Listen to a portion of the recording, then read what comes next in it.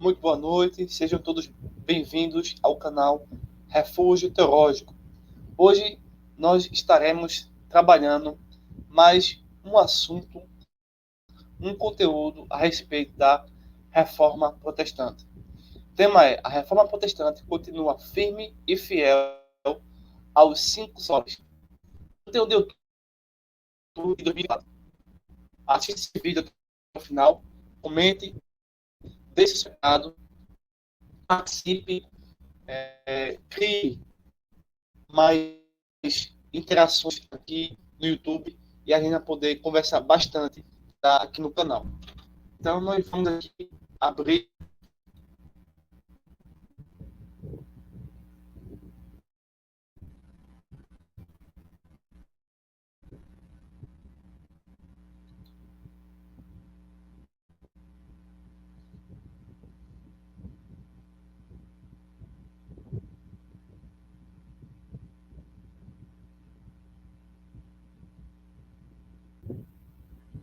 no Evangelho de Lucas, capítulo 23, verso 42 e o verso de número 43, que diz assim: Lucas 23, capítulo 23, verso 42 e o verso 43, ok? Diz assim o texto: E disse a Jesus: Senhor, lembra-te de mim quando entrares no teu reino. Outro verso diz assim: E disse Jesus: Em verdade te digo que hoje estarás comigo no paraíso. Então, só baseado nessa referência bíblica, nós podemos extrair todas a motivação, toda a teologia da Reforma Protestante. Por quê? Porque perceba que há nessa imagem aí uma representação justamente desse texto de Lucas capítulo 23, onde um criminoso, um pecador, né, ele confessa a Cristo e pede para que quando Cristo entrar no reino, veja que ele diz assim, quando tu entrares no teu reino, veja que é um reino eterno, é o reino de Deus, né, lembra-te de mim, né, e Cristo diz assim: hoje estarás comigo no paraíso. Então, Jesus ele não promete a qualquer pessoa, né, que ele vai para o purgatório, que ele vai para o nirvana, que ele vai se reencarnar, ou que ele vai passar por alguma transmutação, enfim, que ele precisa se sacrificar, que ele precisa cultuar alguma imagem. Enfim, a única coisa que Cristo diz é: hoje comigo estarás no paraíso. Ou seja, a reforma protestante é justamente isso. Não há intermediários entre Deus e os homens. O único mediador entre Deus e os homens é Cristo. Não existe pessoas que vai lhe auxiliar a chegar a Deus. Não existe uma organização, não existe um Papa. Isso é tudo uma invenção das obras das trevas. Então Cristo diz: hoje comigo estarás comigo no paraíso. Veja que coisa maravilhosa. Mas vamos aprofundar mais aqui nesse vídeo e basicamente a gente vai trabalhar aqui um dos solas, um dos fundamentos da reforma protestante, que é somente Cristo. E o que realmente isso quer dizer? Somente Cristo. Você já deve ter ouvido uma pessoa dizer assim: ah, só Jesus, somente Cristo. Mas será que ele realmente entende isso realmente de acordo com a reforma, de acordo com a escritura? Vamos ver nesse vídeo. São 5 solas, mas iremos basicamente abordar somente Cristo e somente a escritura, ok? E já iniciamos fazendo a referência de Lucas capítulo 23, né? Então nesse vídeo eu vou ajudar você a entender o significado do somente Cristo, tá bom? E conforme a gente fez a leitura de Lucas 23, percebemos que somente a escritura é suficiente para nos ajudar a compreender a realidade espiritual, tá certo? Então, vejamos o seguinte: a fé cristã sustenta A fé reformada, a teologia reformada sustenta que Jesus Cristo é a verdade absoluta, o único caminho até Deus e a vida eterna. E o próprio Cristo afirma isso. Ou seja, não é uma afirmação inventada, né, dos reformadores, né, que se opõem às seitas e às religiões por aí, mas é uma afirmação que nós encontramos na Escritura. Você pode perceber isso aonde? Justamente em João capítulo 14, versículo 6. Ele diz assim: eu sou o caminho, a verdade e a vida. Ninguém vem ao Pai senão por mim. Então Cristo está dizendo, sem muito trabalho, né? Assim, no sentido de perder muito tempo. É simples e fácil o texto. Ele está dizendo o seguinte, em outras palavras, para você entender, que somente Ele é o caminho, somente Ele é a verdade, somente Ele é a vida. Não existe uma organização que é a verdade, o caminho é a vida, não. Não existe uma imagem para você seguir, obedecer, cultuar. Não, é Cristo e mais ninguém. E ainda, acima de tudo, ele diz, olha, no mesmo versículo, né, diz assim, ninguém vem ao Pai senão por mim. Ou seja, ninguém tem acesso, ninguém pode ir a Deus, ninguém pode chegar-se a Deus, ninguém pode ter um encontro com Deus, ninguém pode, né, se aproximar de Deus se não for explicitamente por Cristo, se não for essencialmente por Cristo. Não existe outro meio, outra forma. Então, em um mundo com inúmeras religiões e ideologias, essa afirmação que você pode ver em João capítulo 14, versículo 6, pode parecer abusiva para uma mente que não tem a mente de Cristo, que não é nascido de novo. Mas essa afirmação se baseia nos textos bíblicos, em provas históricas e em provas proféticas que demonstram de maneira única e especial que Jesus é a verdade absoluta e que ele é 100% Deus e 100% homem. Ou seja, baseado nesses dois textos de Lucas 23 e João 14, já refutamos 99% das religiões.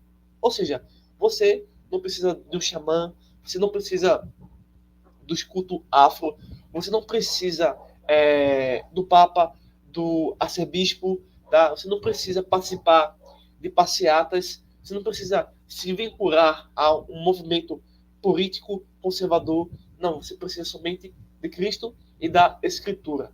Veja só, é simples e fácil. Não há confusão. A confusão advém de pessoas, infelizmente, que não querem, de fato, aceitar as verdades das Escrituras. Então, a própria existência de Cristo, não é meramente uma questão de fé cega. Não, eu acho bonito acreditar em Cristo. Eu acho bonito. Não é isso. A fé em Cristo não é isso, certo? Então, mas a fé em Cristo era advém e era realmente fatos históricos sólidos. Então, Jesus era mencionado por escritores fora do contexto cristão, como historiadores romanos como Tácito, Plínio, além do historiador judeu Flávio José. Esses documentos antigos, não cristãos, confirmam aspectos cruciais da vida de Cristo, como a crucificação e a expansão do movimento cristão que ele inspirou, né, o cristianismo. A história de Cristo não pode ser desassociada da história humana. Ele realmente viveu, ensinou e morreu, e teve seguidores dedicados que transformaram o mundo ao proclamar a sua ressurreição.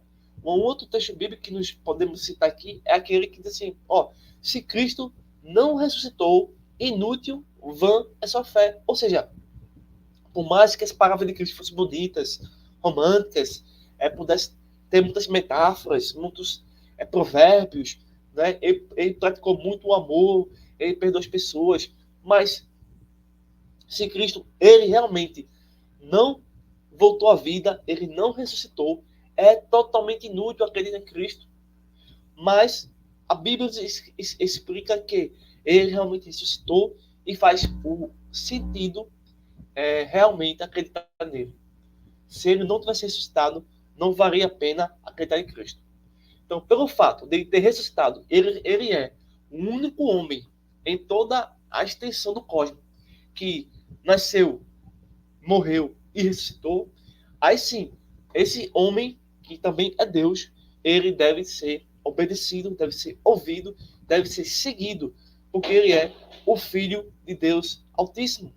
E por mais que as religiões pagãs, por mais que o catolicismo tente aniquilar essas verdades das escrituras, essas verdades fundamentais, essenciais do cristianismo, das pregações, isso não foi suficiente na história. Se ergueu homens que Deus trouxe para que eles pudessem resgatar as mensagens das escrituras para o povo. E hoje nós temos aqui essa oportunidade de ver novamente as escrituras e ouvir, de fato, a verdadeira teologia. Então, a reforma, ela continua, ela não parou, ok? Bem, o crescimento do cristianismo e a perseverança teológica do cristianismo, mesmo sob intensa perseguição, já nos primeiros séculos, confirma que a mensagem de Cristo, o impacto de Cristo foi real e profundamente transformador. Ou seja, pessoas que, de fato, desejavam, queriam realmente seguir as escrituras, encontravam na palavra realmente a verdade, o caminho e a vida.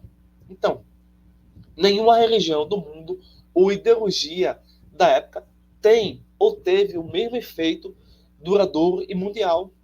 Os apóstolos de Cristo, revestidos de poder, de teologia, que começaram a testemunhar sua ressurreição, foram martirizados sem renunciar à sua fé. Ou seja, a pregação, a teologia, né, do Novo Testamento é isso. É a ressurreição de Cristo. Olha, Cristo, ele morreu, ele sofreu, ele foi castigado, foi crucificado, mas ele ressuscitou. E pelo fato de ressuscitar, o Cristo que ressuscitou nos anuncia o reino de Deus. Né? Isso era, de fato, a mensagem profunda e, de certa forma, enigmática do Novo Testamento.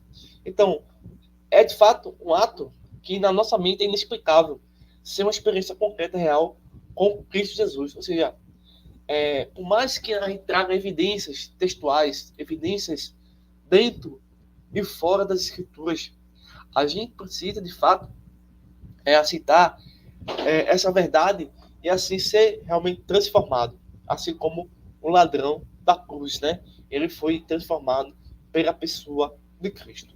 Veja que isso é a reforma protestante, né? Então, uma das características mais importantes da fé cristã a gente pode citar o quê? As profecias messiânicas do Antigo Testamento, tá?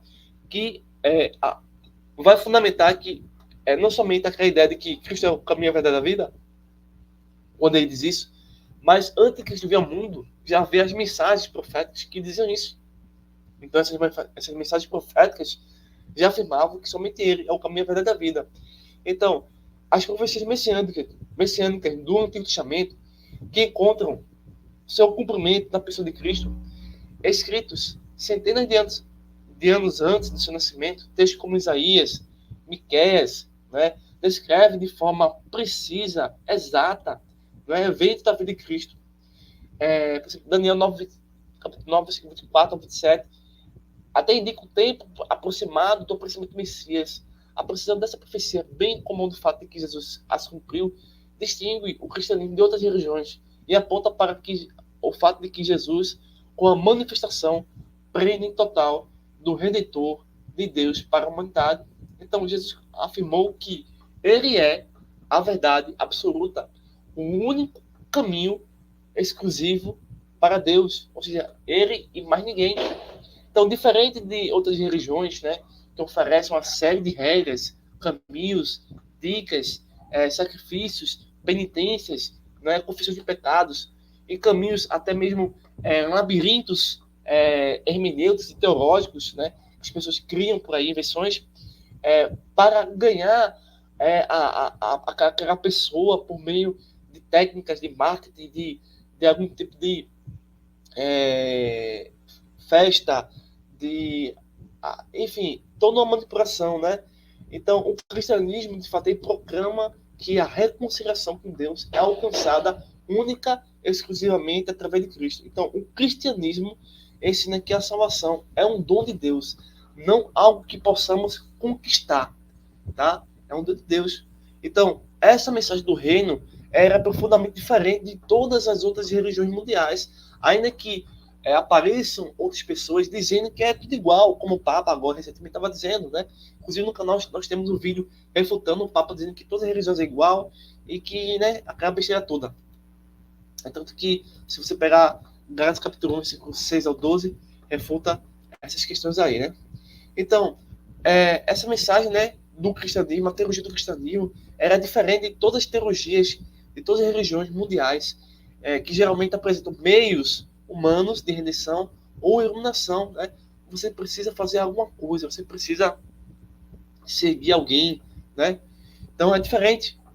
Em Cristo, vemos um Deus que se aproxima do ser humano, decaído, pecador, miserável, pobre, nu e cego, e oferece o sacrifício por ele e o convida a segui-lo em amor e obediência. Ou seja, Cristo morre, né? Cristo veio, enfim, ele morre, ressuscita, diz a mim e a você, ó, você é incapaz de ser purificado, de alcançar o reino de Deus. Você é incapaz, você não tem nenhum tipo de resistência ao pecado. Você está condenado, mas Cristo fez o sacrifício perfeito, santo e agradável a Deus, e por meio desses méritos que ele conquista, que ele tem, ele pode oferecer a mim e a você a oportunidade de chegar ao céu. Agora, a única coisa que é necessário é que você realmente confesse Cristo, somente Cristo e mais ninguém. Bem, as religiões e os sistemas ideológicos que negam a verdade teológica da reforma protestante, que Jesus é o único caminho exclusivo e absoluto, e que ele é a verdade absoluta, vão contra as provas da ressurreição e do cumprimento das profecias, ignorando o testemunho dos apóstolos e da igreja primitiva. É tanto que no Natal, né, o pessoal vai comemorar o Natal, mas vai com uma mentalidade totalmente perversa. Por quê? Se você entende que Jesus nasceu e entende que ele morreu e ressuscitou, você precisa entender necessariamente que ele é a verdade absoluta e que ele é o único caminho até Deus. Então não adianta você comemorar o Natal e acreditar em falsas divindades, seguir homens, estátuas, não é? De cerâmica. Né? Então as religiões que negam, a maioria nega, né, a divindade de Cristo, ou minimizam, ou tratam apenas como profeta ou mestre, né, negam o centro da mensagem da reforma protestante, da teologia do Novo Testamento, de que Jesus ele é o Deus encarnado e, como tal, possui autoridade divina para salvar. Esse é o ponto que coloca o cristianismo em contraste com todas as outras crenças que você pode pesquisar e estudar. Pois Cristo não é apenas um guia espiritual, entre outros. Ele é o próprio Deus que ofereceu a vida eterna. Ele é o Criador do cosmos. Ele é a verdade absoluta. Não, ele não é um anjo. Ele não é um servo que obedece uma organização humana do Vaticano. Ele não é apenas um homem, ele é homem e Deus. Então, concluindo aqui essa mensagem, né, trabalhando aqui, 31 de outubro, a reforma protestante continua firme e fiel aos 5 solas. Nós podemos concluir baseado no texto de Lucas 23, João capítulo 14, Gálatas capítulo 1, versículo 6 ao 12, e demais textos bíblicos do Novo Testamento, né, que para os protestantes e cristãos, né, Jesus Cristo é a única verdade absoluta, a vida eterna, né, unicamente é Deus. Então, a sua morte e a sua ressurreição confirmam esse fato. Então, a fé cristã não é baseada em mitos ou lendas, mas a verdade revelada por Deus e sustentada pela história e pela Escritura. Então, Jesus Cristo é a luz que ilumina, a verdade que liberta e o caminho que leva à vida eterna. Ele não é apenas entre muitas outras opções. Ele é o único, ele é o alfa e o ômega. E a prova absoluta de que em Cristo temos a salvação completa e eterna e assegurada. Assim, ao afirmar que Jesus é o único caminho, estamos proclamando, né, de acordo com a teologia da reforma protestante, uma verdade que transcende as alternativas e se apresenta como a única e suficiente esperança para toda a humanidade, ou seja, somente Cristo. Isso é o significado de um dos lemas da reforma. Quando alguém diz isso, ele deveria pelo menos entender essa forma. Então, somente Cristo é somente Cristo. Somente Ele e mais ninguém, ok? Se você gostou desse vídeo, compartilha, deixa seu like, né? Faz um comentário aí, né, o que você acha dos textos, né? O que você acha da Reforma Protestante. Se sinta à vontade aí para conversar com a gente, tá bom? Aqui no canal. E sempre possível, a gente tá sempre aqui interagindo com vocês, tá? E um abraço a todos aí que nos ajudam aí a fazer esse trabalho, tá bom? Até breve.